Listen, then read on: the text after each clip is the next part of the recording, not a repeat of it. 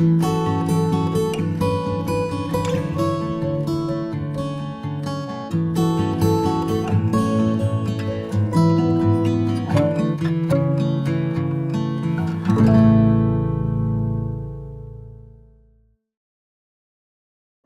already prayed. Yeah, you behind the times. I just, So this is 8 of 8, so it's 7. Okay. Start, okay. Pleasure and honor to be here. This is a very important series that we embarked on early on. The outpouring of participation, the things that we had a chance to discuss, the things that we had a chance to review are very important topics, very essential to, I believe, the ministry and the work of Christ in the gospel, the propagation of the gospel in America that has now become a multi-ethnic and multicultural landscape. So to engage that landscape, you have to be critical, you have to be informed, and you have to be willing to go beyond your microcosm, your cultural microcosm, and interact and engage people of other cultures and other faiths, primarily because Islam is the fastest growing faith system, not only in the world, but in the United States. It's very critical that we understand Islamic theology if we're going to engage with Muslims effectively, intelligently, and impactfully. So it's been an honor, man. It's been a privilege to go down this path with you guys, my brothers and sisters in faith, to discuss a lot about Islam, but also a lot about Christian history, to educate ourselves about some of the critical doctrines that are fundamental to the Christian faith. Sometimes we don't engage those doctrines enough, and as a result, we can ourselves develop misunderstanding and misconceptions about certain things. So we had the privilege of discussing a lot of core and critical doctrine that is important to Christianity, or excuse me, fundamental to Christianity. We talked about the Trinity. We talked about, let's just go kind of in order. We talked about the rise of Islam. We talked about Islam filling that vacuum, because what has become an important conversation in Western academics is, can there be a reconciliation between reasoning and religion? And we talked about how Islam came and filled that vacuum, put itself in that divide, and set itself up to be received as a reconciler between two contradictions, right? Contradictions being what I just mentioned, secular reasoning and religious thought. And we talked about how Islam, used that divide and that disconnect, the current and contemporary generation with biblical values, how it used that disconnect to plant itself and to push itself up in a position of influence and to be heard normally by people who would even consider an alternative worldview or an alternative value system outside of the Bible. And we talked about the communist threat. We talked about how we made a distinction between missionary Islam, which are usually very ignorant Muslims. They don't know anything about Sharia law. They just are just good people who want to go to heaven, and they just want to share their faith at the very fundamental and basic level. But then we talked about missionary Islam, which is political, and the rise of Sharia law, after the missionary. Then there's the expansionist, and I want to make a distinction here between capitalist expansion and the capitalist expansion versus religious expansion. So capitalist expansion, I said this in the first class, I want to make that distinction now. It's something different than what we're talking about when we say religious expansion or the expansion of Islam. Capitalist expansion is about markets and resources. Religious expansion is about conversion of you, the person who is non-Muslim, to Islam. All right, so we talked about that under the Ottoman Empire, that the Ottoman Empire were the expansionists, and they were operating on this mandate where they believed that it was their obligation to recapture what had once belonged to believing people and to take it back from disbelieving people. How they rationalized political expansion, how the Ottoman Empire operated. But even expansionist Islam is not as dangerous as radical Islam. Radical Islam is a hybrid of Islamic Sharia ideology and communism. And I told you that while everybody was in Europe worrying about Germany and its invasion of Europe, what the socialists did was they went to the Middle East. While everybody was worrying about the communist threat in Europe and worrying about if Europe would fall to communism, the communists reversed course and went into the Middle East. People like the PLO, organizations like the PLO, the Palestinian Liberation, I think the O is opposition, they were socialists.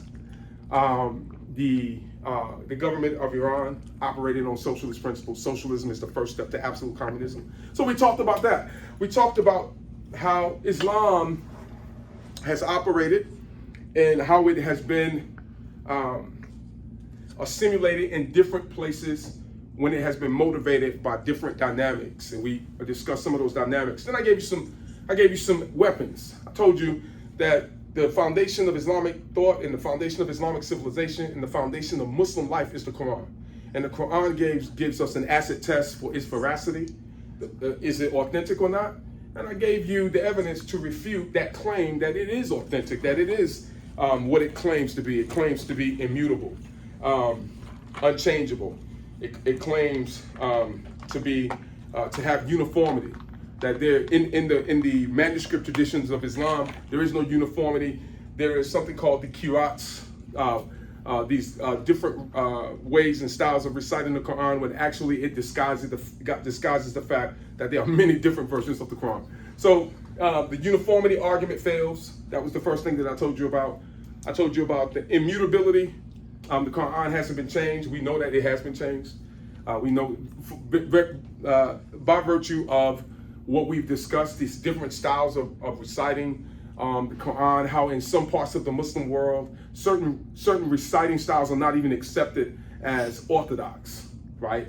How Saudi Arabia affirmed the Hafs recitation at the exclusion of all the other styles of reciting because it fundamentally changed the meaning of the text. So we talked about this immutability argument. It hasn't been changed, it's corrupt, and it has been preserved, has been refuted.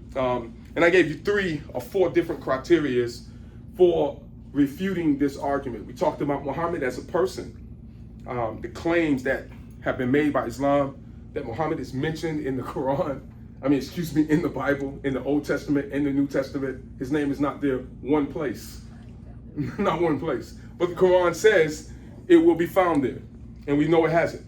And then we talked about the leadership of Muhammad.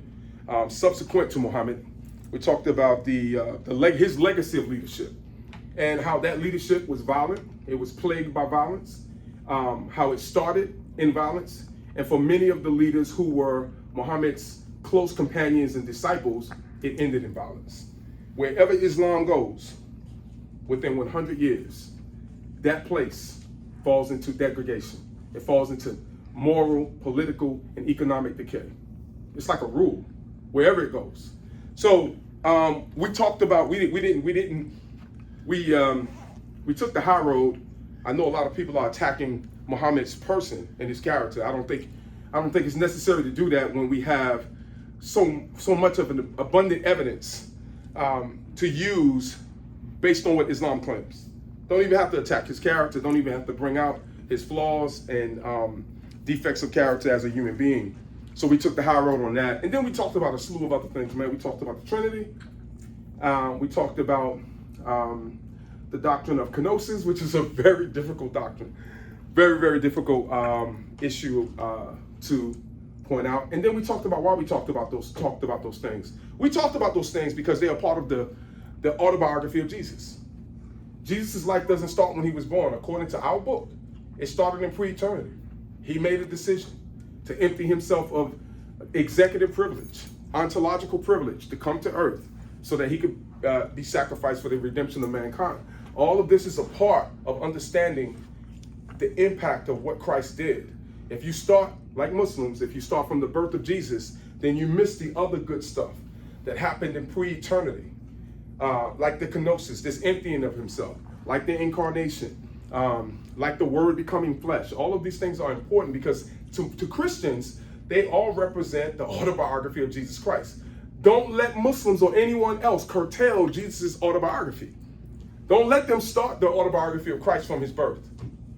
Because in our book, it doesn't. It starts from time immortal. It's a conversation going on in time immortal, and that was important. So we talked about doctrines that related to different phases of Jesus' transition from the heavenly realm to the earthly realm, where heaven and earth meets in the form and in the person of Jesus Christ.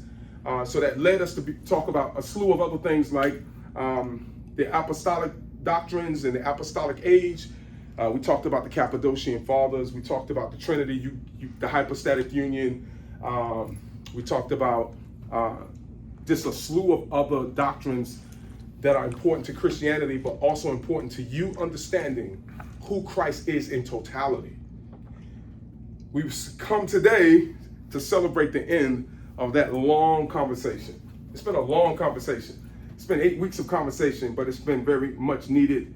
Some of my close friends and colleagues and even some of my mentors who reached out to us and said, they thank Pastor Jim for giving us this opportunity because the work is important. And I think the material is comprehensive. Do a fact check. I went back and did a fact check on some of the things I said. I was off a few verses. I was off a few dates. It's always good to have things in perspective. But for the most part, the information was true to its objective, and it was true to the historical reality of whatever we discussed. There was no attempt to deceive people intentionally, but in spontaneous conversation, sometimes you forget a point here or there. So I encourage you to also fact check. I also encourage you to disagree with anything that I said. That's what makes us brothers and sisters in faith, right? If I've said something that has gone beyond what you believe should be the parameters of orthodoxy, you can disagree with me. If I believe that you're correct in your disagreement based on evidence, I'll follow your opinion and I'll denounce mine in public. So we always keep that doorway of disagreement open, because disagreement is healthy, because it challenges you to think differently. So yeah, we at the end of this 8-week process. You guys made it. I thank you for the opportunity. Now we want to engage the Muslim community. And that's what Pastor Jim was talking about earlier. And we have a strategy on board to do that. What do we do now? We've learned what we needed to know so that we can defend ourselves and our minds from being pulled into a witty argument that causes us to denounce our faith. So what we go forward with is an opportunity for mutual community engagement. We reach out to the Muslim community, and before we even have any dialogue about religion, let's have a dialogue about culture. Let's talk about some of the common challenges that we face as a community. Let's talk about the opioid addiction. Can they partner with us on that? Are they willing to partner with us on an end to prostitution and the proliferation of fentanyl? Are they willing to stop gang culture and the proliferation of gang culture? Are they willing to help us with poverty and with homelessness? If they're willing to help us, then we can use that as a platform to have a deeper conversation about theology. But we're not going to get what we've gotten from this class and then rush into the Muslim community and then try to engage them into some type of polemic or dialogue. What we're going to do is we want to let them know we're willing to reach across the aisle to partner with them if they are right-thinking people.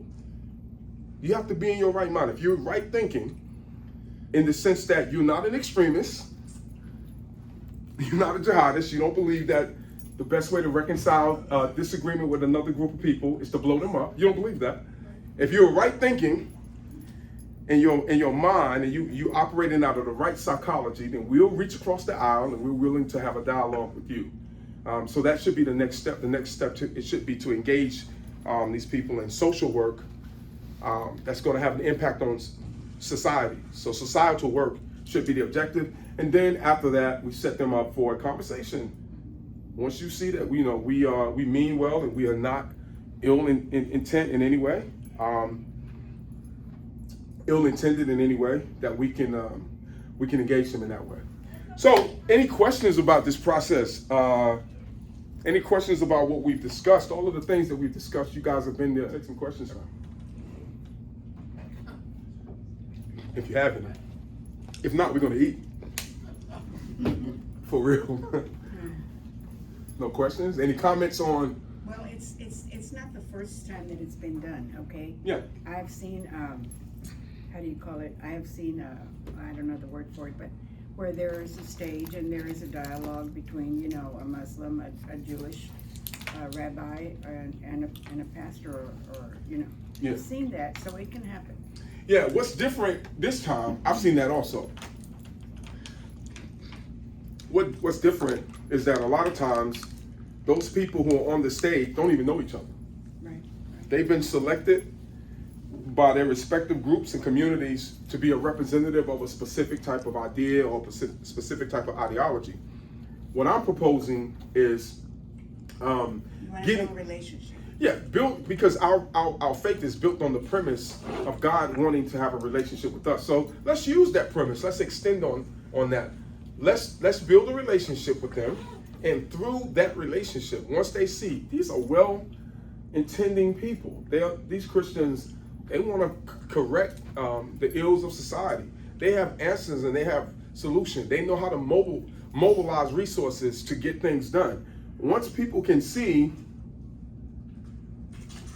that we have works that are produced from our faith, then I think they'll be willing and more comfortable with the conversation about God and about theology. When I've seen those debates, or I've seen those interfaith dialogues, is what they call them. Hey man, these people don't have a history working together with each other. They get on the stage and they say, you know, they really repeat the arguments that we've all heard. They rehash what's already been repeated. This is a little bit different. Yeah, the one that I saw was they were working together. Oh, okay. That's pretty cool. Then we're going to follow in that tradition, because I think that's the best way to move forward. To move forward with some answers, which requires us to sit down and talk about things. We can have a conversation about some of these problems, so that when we go to them, we're unified. It's a united front, and we're not double-minded in what we're trying to achieve. Yes, Pastor. I would also say don't go in this situation with a selective mind. I mean, you're talking to somebody that's lost, right? Right. That's how we, as Christians, that's how we approach everything, and the Word tells us that some water and some sow, but only God increases. Sometimes we get so anxious, we push the increase, and that becomes real apparent, and it's a relationship destroyer. You know, it'll absolutely destroy the relationship. If we're going to anybody, Muslim,